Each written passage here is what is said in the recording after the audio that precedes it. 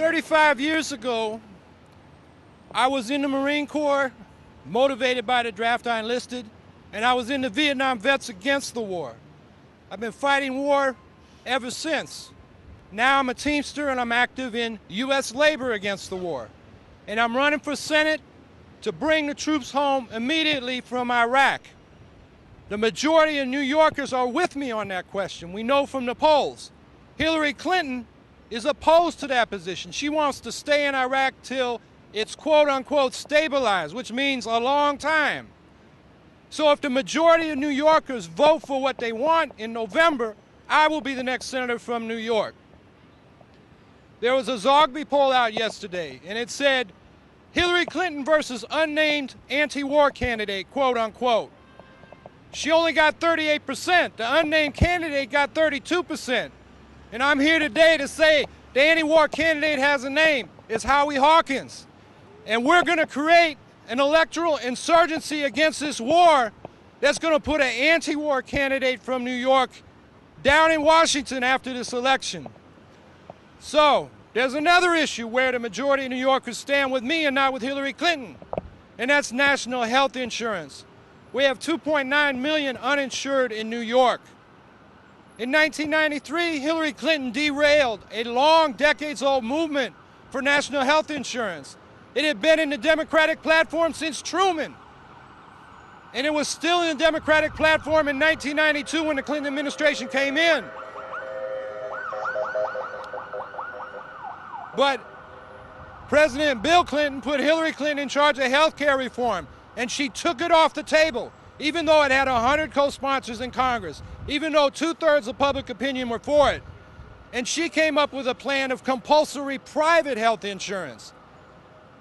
Our system in this country, which is private health insurance, is the most inefficient and irrational way of financing health care in the world. 30% of our health care dollar goes to overhead. That means red tape and bureaucracy, pushing the papers to figure out who's supposed to pay and what they can pay for, and profits and excessive CEO salaries. Medicare, by contrast, or single-payer health care in Canada, by contrast, is only 3% overhead.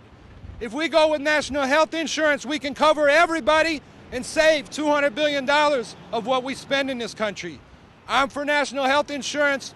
Hillary Clinton's still for compulsory private health insurance. She just embraced the Republican governor of Massachusetts plan, which is another system of compulsory private health insurance where the government subsidizes shoveling money into this black hole of private health insurance. So, if the majority of New Yorkers vote for what they want on health care, they will elect me, not Hillary Clinton, as the next senator of New York. The third issue I'm raising in this campaign is the energy crisis. People are feeling it in their pocketbooks, but it's also an issue of global warming. It's an issue of trade deficits skyrocketing.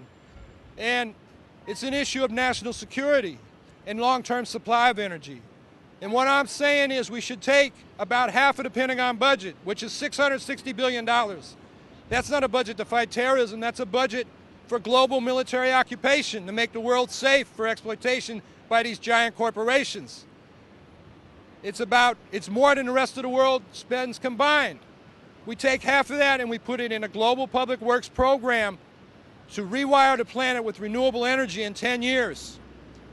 And what that will do is spread goodwill around the world instead of resentment for the resource wars we're now fighting. It will ignite a global engine of job creation and sustainable economic development. It will help stop global warming. It will reduce trade deficits. It will stabilize energy prices where they're affordable. It will secure long-term energy supplies. And in New York, it will create hundreds of thousands of jobs, retrofitting our buildings, our industries, and our infrastructure for the efficient use of renewable energy. This is a program that addresses a lot of issues. All Hillary Clinton is offering now is corporate welfare incentives for the corporations that have failed to address the energy crisis. She's too little, too late, and too weak on that issue. So if you take energy, if you take health care, and you take the war, if the majority of New Yorkers vote for what they want in November, they will be electing me to the U.S. Senate. And our job is to make sure that New Yorkers know what their options are. It's time to restore the progressivity of the federal tax system. For the last 35 years, they've been lowering the tax rates on the higher income people and on the unearned income from capital gains and from dividends. And what they've done is shift the burden to the working people of this country. And so that slides downhill, and even here in New York, as we get less federal revenue sharing because they don't have the money to share because they've cut taxes on the wealthy and the corporations, then the counties and the cities have to pick it up with property and sales taxes, which hits the working class the hardest. If we restore the progressivity of the tax system and have the corporate rich pay their fair share, not only will we have the funding we need for public services, but we'll also be able to reduce these ridiculously high deficits, which are making our children have to pay off for the wars we're fighting now. So the rich got to pay their fair share. We went to war for lies, and they're broadcasting lies up there. I've glanced at it while I was here, and you see people playing tennis, and they're talking about your friends, and there is camaraderie. I was in the Marine Corps. I was anti-war, but I still say Semper Fi to every Marine I met. They say it to me. But that's not the reality. The reality is people are coming back from Iraq poisoned by depleted uranium dust. We've dropped 3,000 tons. That uranium has a half-life of 4.5 billion years. That's as long as Earth has been here.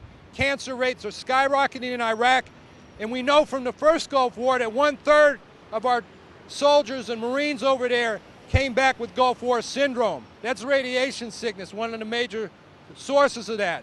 So what they're inviting people to do is go get poisoned in Iraq in a war for oil that we don't need. With renewable energy, we can render oil obsolete. And besides, it's the Iraqis' country. We would be fighting the Iraqis if they invaded our country. Let's leave them alone. We've been at war with them since the first Gulf War, sanctions, no-fly zones, and now 3,000 tons of depleted uranium.